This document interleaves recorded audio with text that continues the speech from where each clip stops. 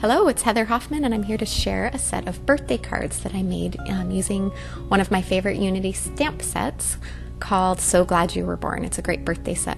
One of the most frequent cards that I find I need is birthday cards. So when I find a good simple design like this that works, I like to make a few, and I change up the color just to keep them all a little more unique and keep myself from getting too bored making the same card over and over.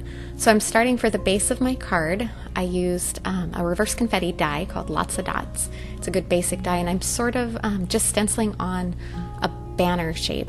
It's just kind of a way to keep more of a one layer but get a little bit of a focal point for my image to go on. Then I have the little cake image from So Glad You Were Born, and I've already stamped that out with Copic friendly ink. You can use Memento dye ink.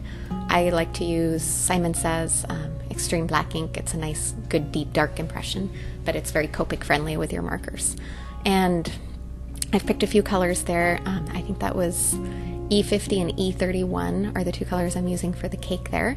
And I'd like to kind of use a flicking motion and then kind of blend it together.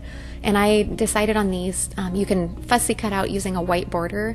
I decided to just, when I get to that part, I closely cut around the border. The nice thing with doing this is you don't have to worry so much on the edge about staying inside the line. Then I used a Cool Shadow, I believe is the color, that one, BG10, and colored in the little white parts. Just adding a little dot of blue kind of helps make the white look more white. Then I have a pink that I did for the cheeks and the heart, and a little orange one for the candle tops.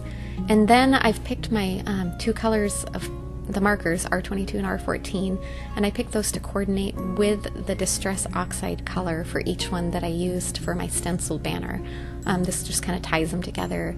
Not quite a monochromatic card, but a little more along those lines so that your image coordinates with the stenciling and just kind of pulls the whole card together really well. So I use that to color my cake plate and also my candles. Blending, I like to choose two shades of the same color. On the candles, I just did one on each one. Of the candles, the darker one on the stripe, and then the lighter one.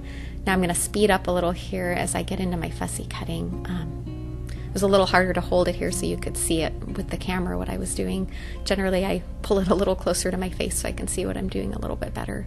And again, like I said before, you certainly don't have to closely fussy cut. You could do much more of a rough, leaving a white border around is a very common look as well, and very often I like that. This time I just decided I liked the no edge border on it.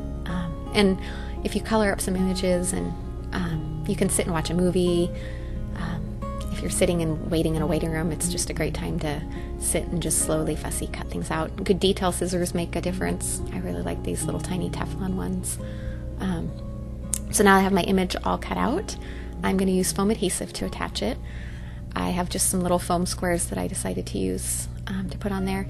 And a lot of people would just put one or two squares. That is totally fine. I like to put a nice solid base.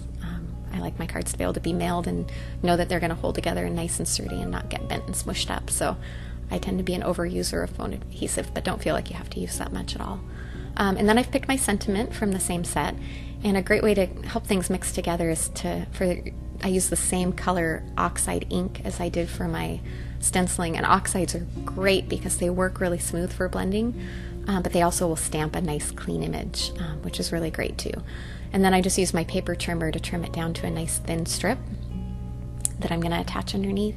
And just to add a little bit of interest, instead of just putting it on square, I'm using my scissors and just cutting a slight angle on. You could trim it into a banner shape or anything like that, but I thought the little pointed side was great. And then a little bit of foam tape as well on that to pop that up off the background, just like the cake. So it's kind of a fun finishing touch that just gives a little dimension to it. And once again, I had to fill in that little tiny hole of the foam adhesive. Again, you don't have to do that much, but I'm a little type A on that, I guess. And then I've chosen a card base that coordinates well with that same Distress Oxide ink color. And I'm just going to mount that flat on there. And you notice as I come into the pictures that I ended up doing 4 of these, all with different color combos. It's a great way to just change up your design and do the work of coming up with a plan, and yet you get several cards for the price of one and the amount of effort. Thanks so much for coming by. Have a great day.